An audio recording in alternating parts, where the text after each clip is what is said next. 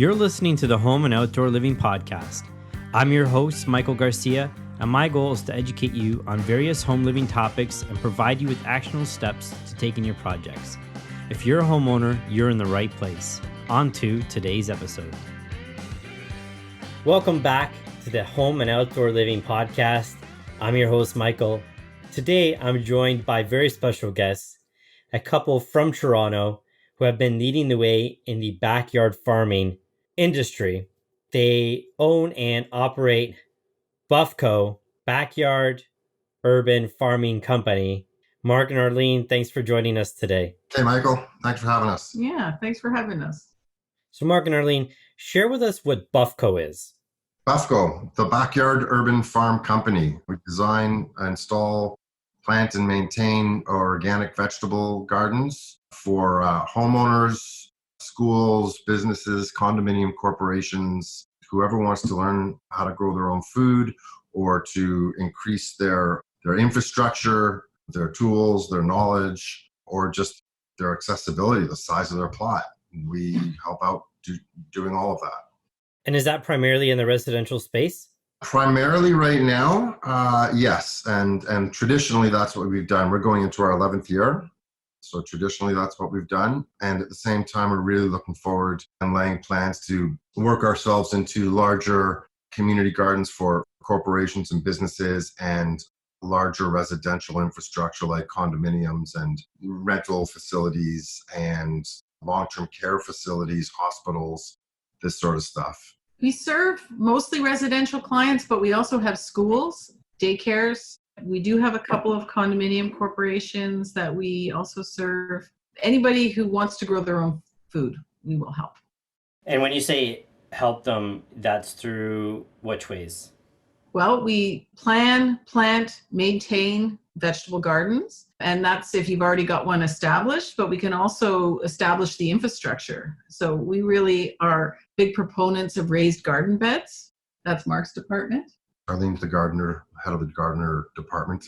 Yeah. So we'll install raised beds from 1 to 20 or more. And we'll also install in-ground gardens as well. We can also help people with balconies, with container gardening. And then we start with what people like to eat.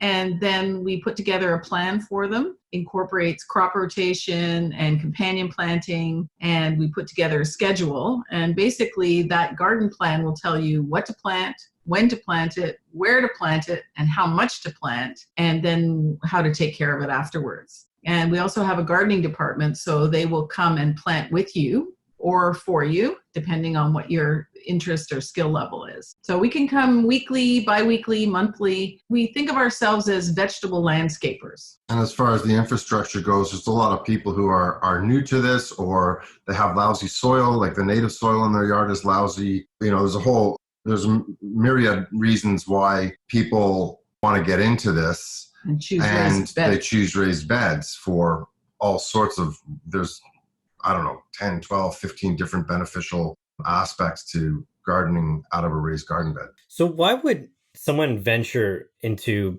backyard farming or backyard gardening? What makes someone decide to do that? Well, it's like a mountain. Yes. Because it's there. Well, partially, growing your own food reconnects you with nature. It connects you with your food source. It tastes way better because it's fresher. And you can also get varieties of crops that you wouldn't be able to get normally. So there's that. It's accessible. It's right outside your front or back door. It's really therapeutic too. Like it's exercise for your mind, body, and soul. It really does exercise every part of your being, even if you're not hauling soil or doing the deep knee bends to get down to the garden or whatever. Just going out and noticing what's going on in your garden, connecting with some gorgeous insects that you find in there, some beautiful moths and butterflies and pollinators. And that's just like working your brain. And suddenly you're inside and you're on the computer, or you're out back with your computer in your garden and researching what kind of caterpillar was that? And your brain is getting a workout, and your heart and your soul are just bursting because it's full of joy. Yeah, a vegetable garden feeds more than your stomach. Your stomach, yeah. When you say more than your stomach, what are you alluding to? Well, it feeds your soul. It feeds your heart, your love of nature. It also feeds your connection with your community and your neighbors. And your family. And your family. When you work together, I mean, vegetable gardens and food bring people together. Yeah. Just like farmers do. Urban farmers, because this is what we're talking about is urban farming and urban agriculture, right. Which is a whole movement that has been happening for the last 10 years in Toronto. It's really seen a huge surge. Urban farming and urban agriculture is basically the process of growing and producing and distributing food in the city to city dwellers. And the more people can get involved in it, the better it is for everybody, because it reduces our overall carbon footprint. It reduces the amount of time it takes for your food to reach your plate. So it's fresher, tastier, there's less waste. It helps to support local businesses and to create employment. It helps marginalized communities reach the food sources quicker and sooner and more often. Urban agriculture, in our minds, really is the answer to our broken food system. Yeah, absolutely. If you look at community gardens during this COVID-19 scenario, when community gardens were closed, people who participate in those gardens were really quite desperate because there's a very practical reliance on the produce that comes from those gardens. Even a small, a community garden plot, a 4 foot by 8 foot bed or a 10 by 20 foot in-ground plot. People are looking forward to doing that gardening and taking that food home to feed their family. Like, it's very, very practical. There's a lot of very wealthy neighborhoods in this city, and when we go through them, the majority of the neighborhoods in this city are at least middle class. And so it's easy to forget that there are thousands and thousands of people who struggle every day just to get a decent meal for their family. And so having that community garden is essential. It's essential. Yeah. And we just heard today that they are considered essential by the province. And so community gardens that were otherwise closed before today are now going to be allowed to be opened with proper safety protocols in place. I think that's just in time to start the growing season, right? Yes. Well, you know what? I think a lot of people think that in Toronto, which is zone 6 or 6A, that means last frost is around May 11th, and you're supposed to plant your tomatoes 2 weeks after that. So around the May 2-4 weekend. I think that's in the mindset of most people, that's when May 2-4 weekend is in the mindset of people that's when they should start their gardens. But in fact, we've already planted our peas, beets, carrots, lettuce, kale, other herbs have already gone in the ground. So there are lots of cold hardy crops that you can plant as soon as the soil can be worked. Right. And at the same time, I have to laugh, and I mean, no disrespect to these people, because it's a steep learning curve, learning about gardening. But I remember getting an inquiry 6 or 8 weeks ago from someone saying, I'm thinking of starting a garden. Am I too late? So here we are. It's not even May yet. And it's another full week before May hits. So 2 months before this would have been like February. Am I too late to start? The ground is still frozen. Well, but they might be thinking, am I too late to book your services? No. I actually talked to her about this, and I said, are you asking, are you too late to get on our personal boat, like the BUFCO boat, or are you too late in the season? And she was like, no, I think I'm too late in the season. What people don't understand is that unless the ground is frozen solid, there is something that you can be doing in your garden. So we've done October installations of garden beds because those people understood that, well, two main things. One, I want to grow some garlic. Garlic goes into the soil in October for 2 rounds of harvest the following year. So right away, you've built your infrastructure really late in the season, but you're planting. Or maybe you do your infrastructure in August, which is traditionally too late. But you're going to get a whole planting and full harvest of cold hardy greens right through till mid-November, maybe even later depending on the season, plus your garlic planting. Plus, next April, when people are still twiddling their thumbs thinking, gee, I can't wait till the weather's right. You're out back, you're warming up your soil in your raised garden beds because that's one of the benefits. And, mid to end of April, you're planting, you're harvesting in May. You've been eating salads for 2 weeks before people even start planting their tomatoes. So there's all sorts of stuff. It's almost never too late to start a garden. I like that because I think I was already alluding to that, right? Like, people just don't know. If you've never done it, never researched it, never saw anyone do it, there's almost no chance that you're going to know very much about it until you dive in, right? And I think the viewer here is going to get a lot from you guys. So we're going into year 11 now. So we spent our first, I don't know. I mean, we're still doing a lot of education, an enormous amount of education. It's our regular 10 years ago when we were starting up and people were seeing us at farmers markets and going, so what do you guys do? And so we do raised beds and planning and planting and maintenance and a raised bed. What's a raised bed? So people literally didn't know. In fact, at some of our earlier farmers markets, I remember a few people, not a lot, coming up and saying, so these beds, are these like, do you do like doubles and queens and kings? And so they literally thought we were doing like mattresses. Because the education, the knowledge, the understanding, it wasn't there at all. And now people come to our farmers markets or go to our website and it's like, oh, this is exactly what I've been looking for. So they're plugged in now. Yeah, I think farmers markets have really helped to educate the public. They begin to understand what eating with the seasons really means. They realize that certain things come at certain times of the year and that they're not always available. Once you've eaten them, you have to plant more to get more. So farmers markets have really introduced people to the idea of eating with the seasons and also what it takes to grow food and how you can grow your own food too. Let's talk about how someone does that. So maybe we'll start with what you guys at BUFCO do to help people do that. Well, one of the first things we ask people is we need to get a sense of their space. So are they growing on a balcony? Do they have a backyard, a front yard? Do they want to put a lot of time into it, or do they want to have a minimal amount of time? And so once we get a sense of that, then sun exposure too is a big one. Well, that was what I was going to say next. Yeah.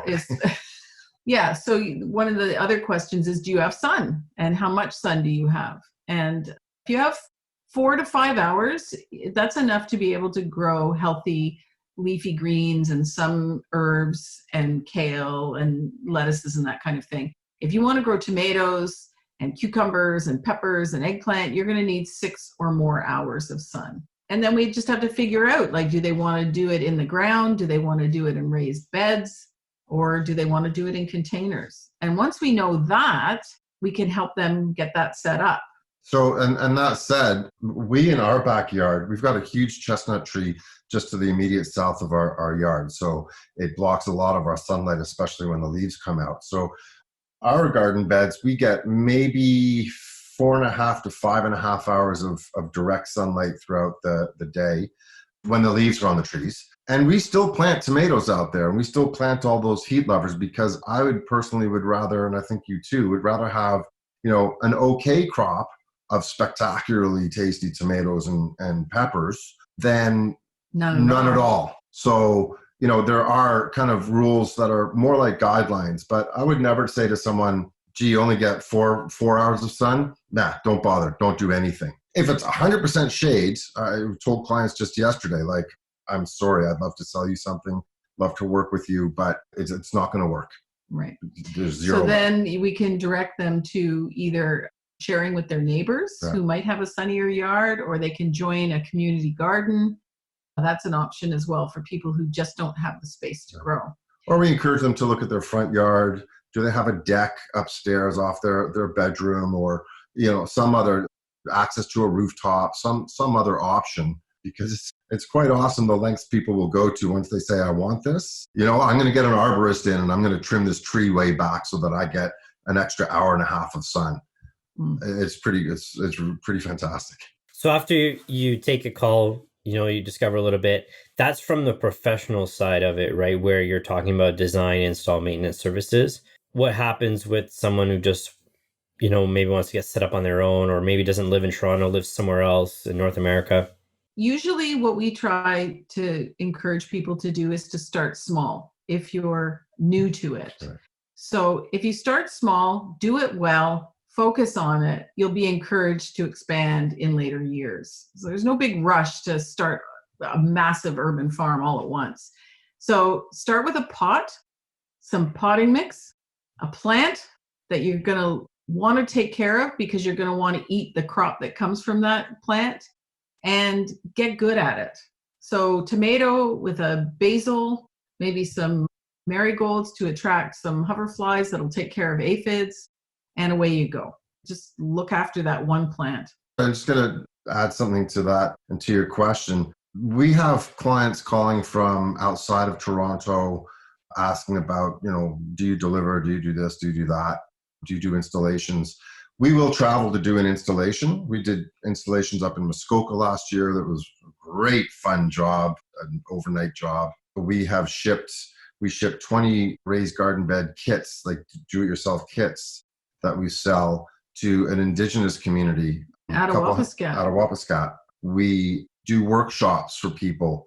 So, we did a workshop for instance, for the Children's Peace Theatre in, I think they're in Scarborough, if I remember, where I went out with their raised garden bed kits and I took about 20 people through the steps of assembling them, installing them so they're nice and level and beautiful looking, and trying to teach as much as I could every step of the way, so that this wasn't just a workshop of, hey, let's slap these together and put them on the ground and then everyone takes off. This was, let's teach you something so that when you go home, you can go, I'm going to do this in my own yard too, because I picked up a lot of cool information. So we're not just stuck in Toronto. Right. So from the BUFCO perspective, you have essentially two sides of the business, right? You have the professional side, the professional service, where it's design, install, maintain.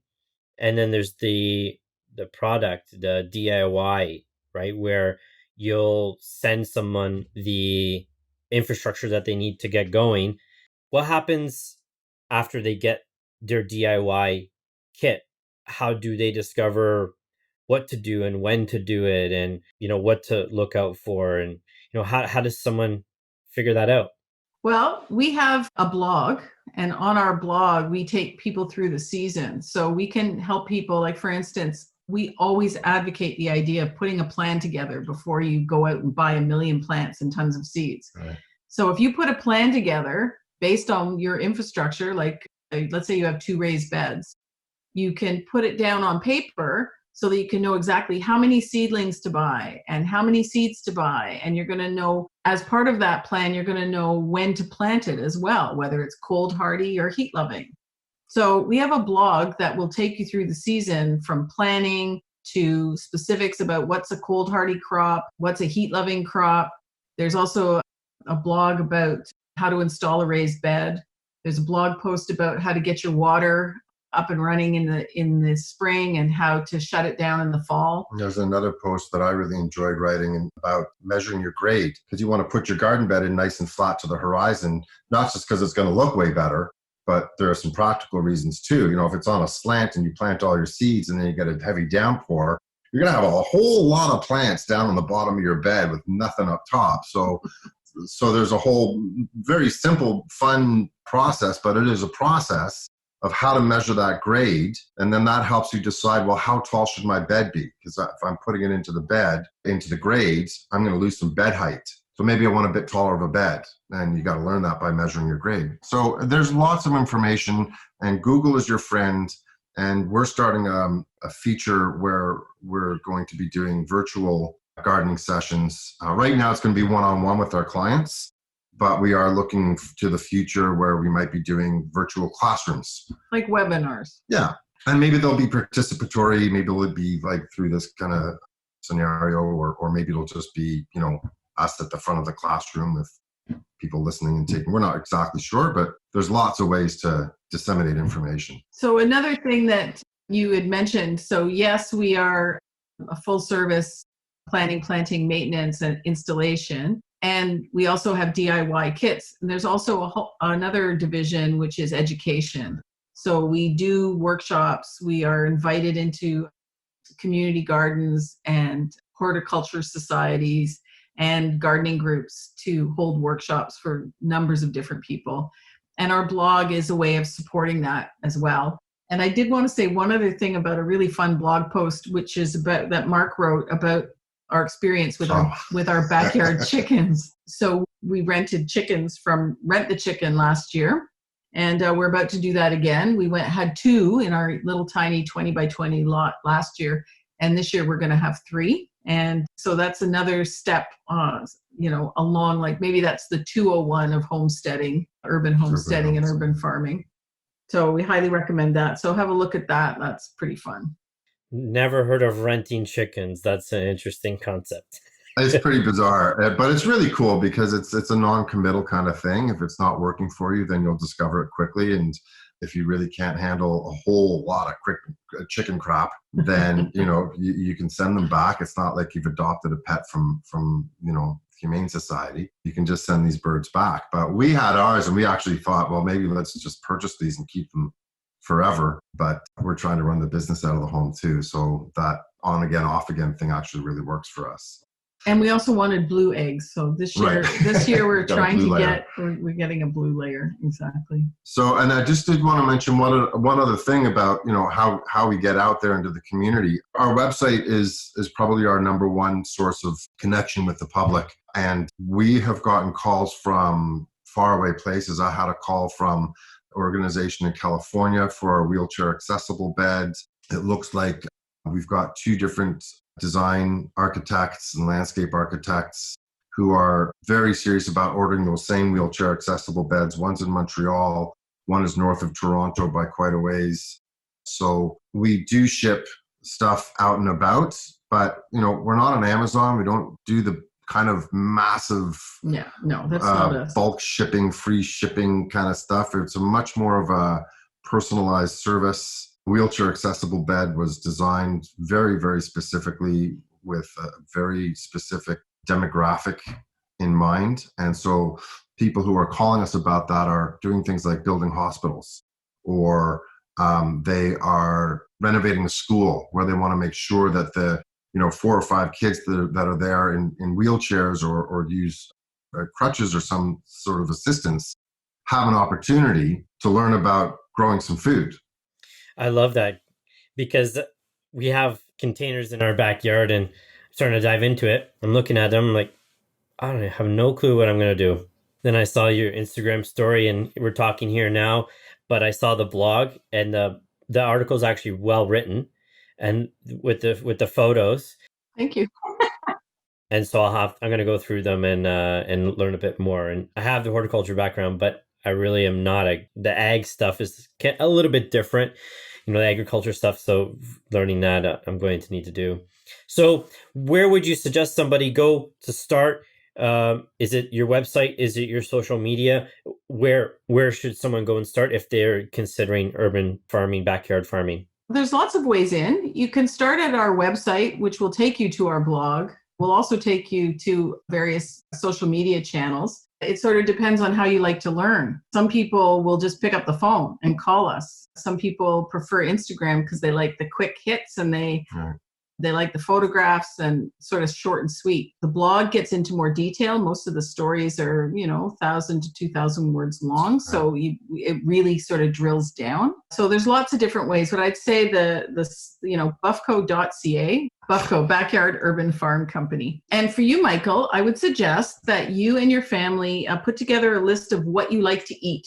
And once you know what you like to eat, then you can take a look at your garden, see how much sun you get. And if you get 6 hours or more, then you can plant just about anything. I'm south facing, so I got lots of sun. Just the south fence covers those back planters in the later evening, kind of afternoon. So that's probably where I could put the herbs, right? Because I don't need that much sun. Sure. Or your lettuces, like lettuce greens and that kind of thing would be nice. Spinach, lettuce, arugula, mustard greens. And put your tomatoes on the north side. So wait, you want to put your tall stuff on the north side of the bed so that it doesn't cast a shadow. Because if the sun is moving from east to west, along a southern trajectory, then you're not going to have a problem with having the tall stuff at the back end of the bed, so the north side of the bed. Awesome. I love it. Well, I'm going to dive into that a little bit more, and I invite the viewer to do that too. Any last words, any words of encouragement for the viewer here who's maybe jumping in or going to go out and nail down their garden? Yes, there are no black thumbs. Everybody can do it. Start small. It's not rocket science. It's just a few things you need to learn, and just pay attention. That's all. Keep calm and garden on. I love it. Well, thanks for joining us, guys, and thanks for sharing your wisdom. If you guys have any other questions, hit up bufco.ca, and we'll see you next time. Thanks for listening. If you found value in this episode, you can support us for free by subscribing, rating, and reviewing this podcast. See you next time.